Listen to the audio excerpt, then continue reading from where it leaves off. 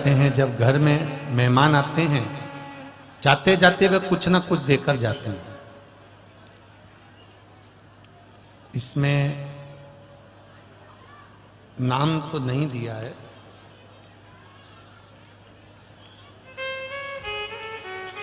मैं बैतूल की मूल निवासी हूं गुरुजी। जैसा कि आप कहते हैं कि जब कथा का समापन दिन होता है, विराम का दिन होता है, जैसे कोई मेहमान कुछ ना कुछ देकर जाता है, वैसा मेरा महादेव जरूर देकर जाता है, कुछ ना कुछ जरूर देता है। वैसा कि वैसा ही मैंने श्री मां नर्मदा शिव महापुराण की कथा के 7वें दिन में सेमरी हरचंद पहुंच गई।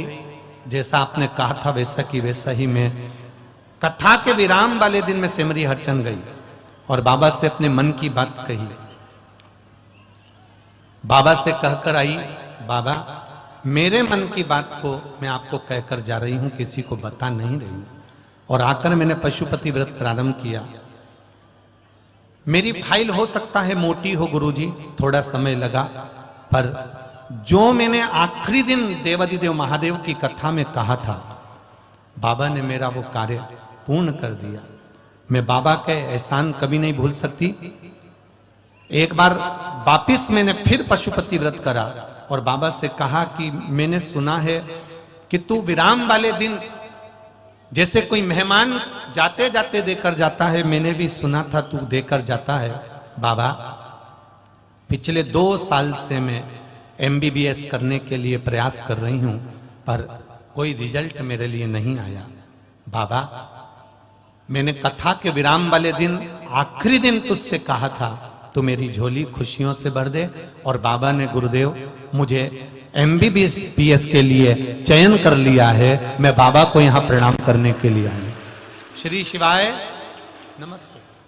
ये शिव तत्व है, ये शंकर। एक पत्र और बड़ा सुंदर है, देखिए।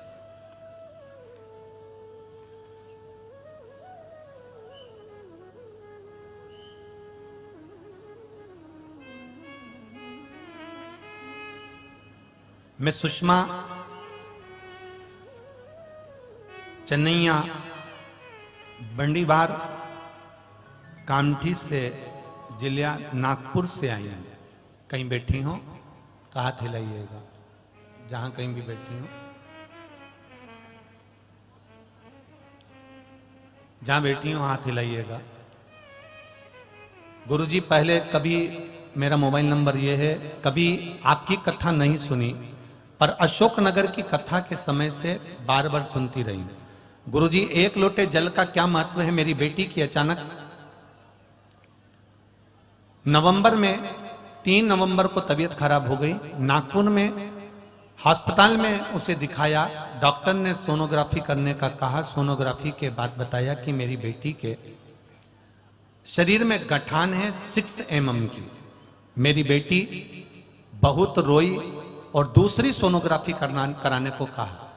दूसरी सोनोग्राफी कराने पर पता चला कि बेटी को 6 mm की गठान है और वो पेट के अंदर है। पहली सोनोग्राफी के अंतर्गत जब गठान का क्रम आया तो डॉक्टर ने कहा ये गठान की जांच के लिए जाएगी, हो सकता है कि बड़ी बीमारी के भी चांस रहे। सोनोग्राफी कराने के बाद हमने जांच कराई, अपने घर आ गए। ऑपरेशन का हमने मना कर दिया। हमने उसकी जांच कराने के लिए हमने ऑपरेशन का मना कर दिया। हम वापिस घर आ गए। डॉक्टर से कहा दवाई दे दो। हम वो दवाई भगवान शंकर को चढ़ाकर बेटी को खिलाना प्रारंभ करा। बाबा कर 1 लोटा जल चढ़ाती, शिवजी को 1 लोटा जल चढ़ाकर 1 बेलपत्र लाकर बेटी को खिलाना प्रारंभ करा।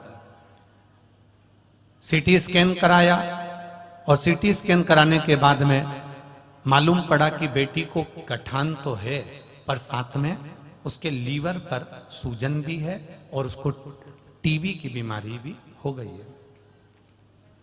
जब हमारा CT स्कैन कराने के बाद में ये सबरी रिपोर्ट आ गई, दूसरे डॉक्टर को दिखाकर हम घर आ गए, सारी दवाइयां लेकर आ गए। अब हमने महादेव के ऊपर छोड़ दिया, दवाई लेना प्रारंभ करा। तो दवाई भी हमने सबसे पहले देवाधिदेव महादेव से कही। और बाबा को विनती कर कर एक लोटा जल, एक बेलपत्र चढ़ाना प्रारंभ करा। उस बेलपत्र को बेटी को खिलाना प्रारंभ करा। 3 दिसंबर को दोपहर में फिर वापिस हम नागपुर गए और वहां पर टेस्ट कराना प्रारंभ करा। जब हमारे को 3 नवंबर को हम टेस्ट करा कर आए, उसमें टीबी भी आया, उसमें लीवर पर सूजन भी आया, 6 mm की गठान भी आई, 2 जगह हमने सोनोग्राफी करवाया, हमने फिर सिटी स्कैन कराया, ये सब कुछ निकला।